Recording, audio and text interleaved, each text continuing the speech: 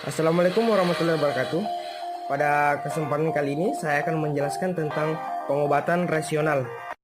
Tahukah kalian, pengobatan rasional adalah apabila pasien menerima pengobatan sesuai dengan kebutuhan klinisnya, dalam dosis yang sesuai dan kebutuhan, dalam periode waktu yang sesuai dan dengan biaya yang terjangkau oleh dirinya dan kebanyakan masyarakat. Selanjutnya, tepat diagnosis. Penggunaan obat disebut rasional jika diberikan dengan diagnosis yang tepat. Jika diagnosis tidak tepat, maka pemilihan obat akan terpaksa mengacu pada diagnosis yang keliru, dan akibatnya pasien yang diberikan obat juga tidak akan sesuai dengan indikasinya. Tepat indikasi penyakit. Setiap obat memiliki spektrum terapi yang spesifik. Antibiotik misalnya diindikasikan untuk infeksi bakteri. Dengan demikian, pemberian obat hanya dianjurkan untuk pasien yang memberi gejala adanya infeksi bakteri. Tepat pemilihan obat. Efek samping klinis apa yang diharapkan? Ketepatan pemilihan obat yang dilakukan dalam cara pemilihan obat dengan pertimbangan beberapa faktor, yaitu ketepatan kelas terapi dan jenis obat atau efek terapi yang diperlukan, yang kemanfaatannya dan keamanannya sudah terbukti. Tepat dosis. Cara dan lama pemberian obat sangat berpengaruh terhadap efek terapi obat. Pemberian dosis yang berlebihan, khususnya untuk obat yang dengan rentang terapi yang sangat beresiko timbulnya efek samping.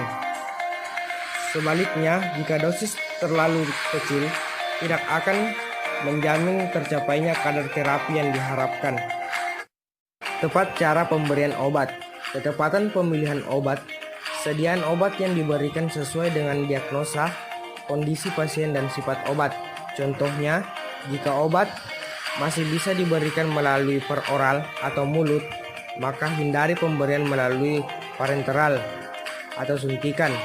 Jika terapi cukup secara lokal melalui obat-obat topikal atau obat oles, tidak perlu diberikan melalui oral atau mulut. Tepat lama pemberian obat. Penetapan lama pemberian obat sesuai dengan diagnosa penyakit dan kondisi pasien.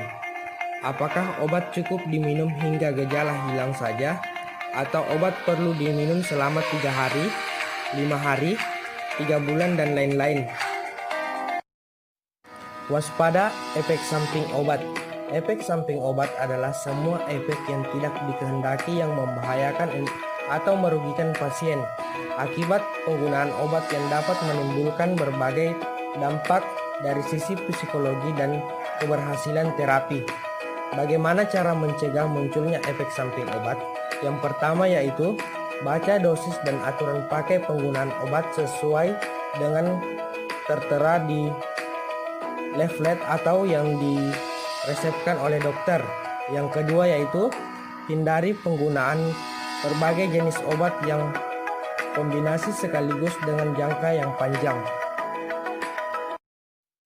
Tepat penilaian kondisi pasien. Penggunaan obat disesuaikan dengan kondisi pasien, yaitu dengan memperhatikan kontradiksi obat, komplikasi, kehamilan, menyusui, lanjut usia atau bayi. Tepat penyerahan obat. Pada saat resep dibawa ke apotek atau tempat penyerahan obat di puskesmas atau di rumah sakit, apoteker akan menyiapkan obat yang telah diresepkan oleh dokter untuk kemudian diberikan kepada pasien. Proses penyiapan dan penyerahan harus dilakukan secara tepat agar pasien mendapatkan obat bagaimana mestinya. Tepat penyerahan obat.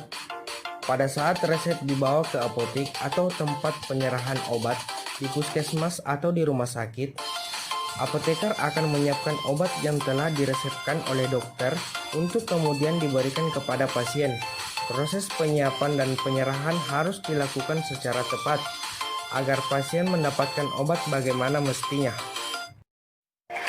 Tepat indikasi penyakit. Setiap